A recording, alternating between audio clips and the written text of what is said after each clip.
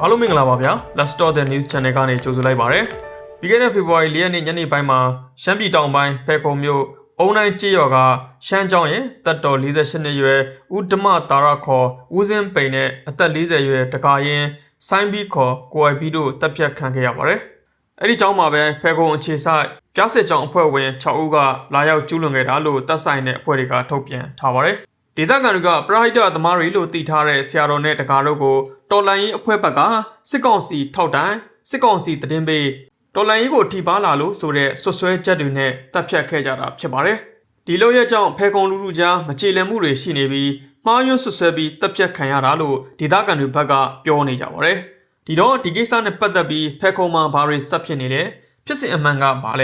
ဲစတာတွေနဲ့ပတ်သက်ပြီးဆွဆွဲတပ်ဖြတ်ခံရသ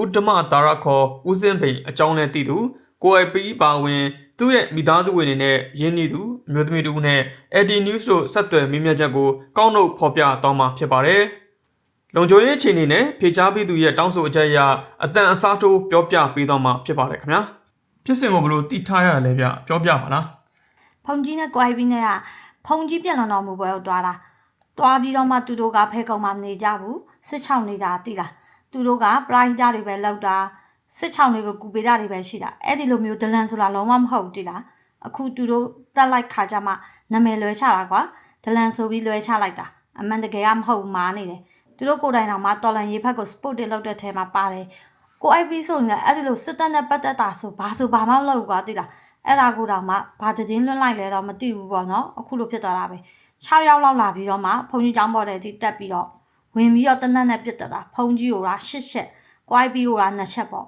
အဲ့ဒီလိုပြစ်တက်သွားတာအဲ့ဒါမှသူတို့လောက်တဲ့ဟာကိုဝေမခံပဲချောင်းနေတာသူများက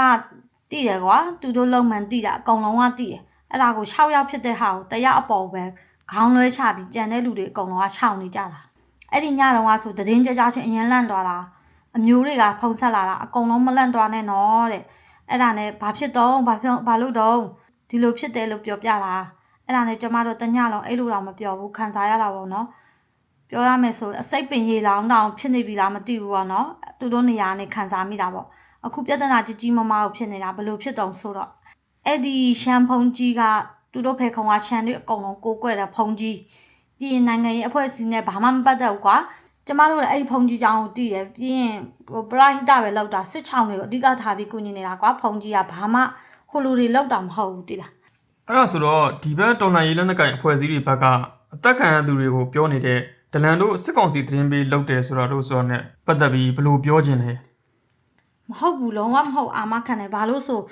YB အကြောင်းရောဒီဆရာတော်အကြောင်းရောတည်တယ်ကျမတို့ကယဉ်နေတာကိုတည်တာကိုဒီဆရာတော်အဲ့ဒီလိုမျိုးလုပ်တယ်ဆိုတာလုံးဝမဖြစ်နိုင်ဘူး YB ဆိုတာကလည်းတအားလူအေးတကယ်လူအေးတူအေးဆေးပဲနေနေတာတအားလိုက်မှတယ်မောင်နှမ၄ယောက်ရှိတယ်အဲ့ဒီထဲမှာယောက်ျားလေးတစ်ယောက်ပဲပါတာဆိုတော့လေဘာမှချက်လည်းမလုပ်ဘူးသူ့ဘာသူအလုပ်ပဲသူလုပ်တာတခြားသတင်းပေးတဲ့ဆိုတာလုံးဝမဟုတ်ဘူးအခုကပြဿနာဖြစ်နေတာကဘာကြောင့်ပိုဆိုးနေတာလဲဆိုတော့ရှမ်းဖက်တွေကလူကပုံနာတာပေါ့နော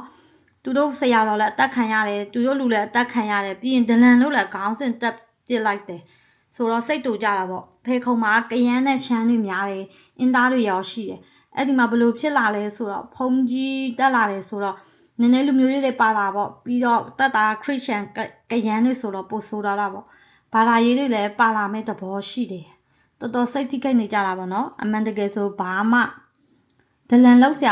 ာကိစ္စဆိုတာလည်းမရှိဘူးဒီဖုန်ကြီးနဲ့ကိုအိုက်ပီတို့ကပရာဟိတတွေပဲလိုက်လုပ်ပေးနေတာအကုန်လုံးလူတိုင်းတည်တယ်အဲ့ဒီကလူတိုင်းတည်တယ်ဖဲခုံကလူတိုင်းအဲ့ဒီလိုပဲပြောကြမှာသူတို့လည်းအဲ့လိုပဲတည်ထားတာသူတို့အမေလည်းကျမပြောတော့လို့ပဲပြောမှာပဲ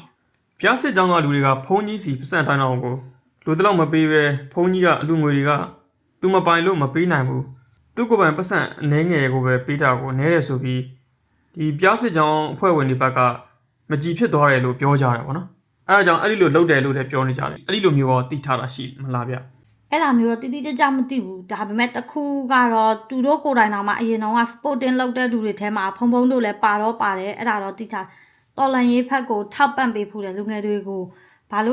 လို့တော့လိုတဲ့ဟာကိုပေးတယ်စားစရာပြင်နေစရာမရှိရင်ဟိုသူ့ကြောင်ဝင်ထဲမှာပေးဝင်အိတ်တယ်ရတယ်အဲ့ဒီလိုပေါ့ကွာဟိုကွာပြီးတော့ကြတော့ဖုံတို့ရဲ့မြေလူရှင်ရဲ့သားပေါ့ကွာလုံးဝလူကောင်းတွေ ကို IP ကိုတော့လုံးဝအာမခံတဲ့စစ်တပ်နဲ့ပတ်သက်ဆရာအကြောင်းလုံးဝမရှိဘာလို့ဆိုကျမကိုယ်တိုင်ရင်းနှီးတဲ့သူတွေဖြစ်တာမလို့ကျမတို့နဲ့တအိမ်ထဲတူတူနေဖူးတယ် ဒါဆိုဆွဆွဲပြီးတပ်ပြတ်ခံရတဲ့သဘောလား ဟုတ်တယ်စဉ်းစားကြည့်လေသူတို့မိသားစုဆိုပို့မဆိုးဘူးလားတမိသားစုလုံးမှာတားတယောက်ပဲရှိတာကွာသူ့အမတွေညီမတွေဆိုရင်ရင်မကွဲဘူးလားအလကားဘာမှလည်းမလုပ်ဘဲနဲ့ပြီးတော့လေတက်ခံရတယ်ဒလန်လို့လည်းဆွဆွဲခံရတဲ့စဉ်းစားကြည့်ပါ အဲ့ဒါဆိုရင်ဒီဖြစ်စဉ်နဲ့ပတ်သက်ပြီးတော့ဖေကုံကဒေသခံနဲ့ဖွဲ့စည်းတွေရောကျူးလွန်သူရဲ့တော်လိုင်းရေးဖွဲ့တဲ့စီကိုမလေးမတက်ဘူးလား အခုတက်နေကြတယ် Facebook မှာလည်းရှာကြည့်လို့ရတယ်သူတို့ချန်ဖက်ကလူတွေလည်း complaint တက်ထားတာတွေအများကြီးပဲအထောက်ထားတွေလည်းအများကြီးနေခံတွေကဒီဖုံနဲ့ quality ပြီးတို့အကြောင်းကိုသိတယ်လေနော်အဲ့ဒါလည်းမပြောတတ်ဘူးတိလားချန်နဲ့ကရန်နဲ့ဆိုတော့လေလူမျိုးရေးကတော့ပါနေတယ်တိလားဘာသာရေးပါရောနေတာဆိုတော့တချို့ကြတော့လေတကယ်ကောင်းတဲ့လူငယ်တွေရှိတယ်တချို့ကြတော့လေဖြက်လို့ဖြက်စီလုပ်ပြီးအခုလိုလုပ်နေတဲ့သူတွေလည်းရှိတယ်ကောင်းတဲ့လူငယ်နဲ့မကောင်းတဲ့လူငယ်ရှိတယ်ကျွန်မပြောတာနားလည်မယ်လို့ထင်ပါတယ် အခုဖြစ်တဲ့နေရာကတော်လိုင်းရေးဖွဲ့တွေကြီးစိုးတဲ့နေရာမှာလားဘယ်လိုနေရာမျိုးလဲ ဟုတ်တယ်အဓိကအဲ့ဒီနေရာအဲ့ဒီလူငယ်တွေပဲရှိတာတခြားပအိုးတွေစစ်တပ်တွေလုံးဝမရှိဘူးဖေခုံအနောက်ဘက်ကမ်းပေါ့နော်ဖေခုံမြို့ဘေးမှာဖေခုံအင်းရှိရလေဖေခုံအင်းရဲ့အနောက်ဘက်ကမ်းမှာစစ်ချောင်းအကုန်လုံးကအဲ့ဒီမှာပဲစစ်ချောင်းနေကြတာအဲ့ဒီဘက်မှာကသူတို့အုပ်ချုပ်တဲ့ဒေသတွေပဲ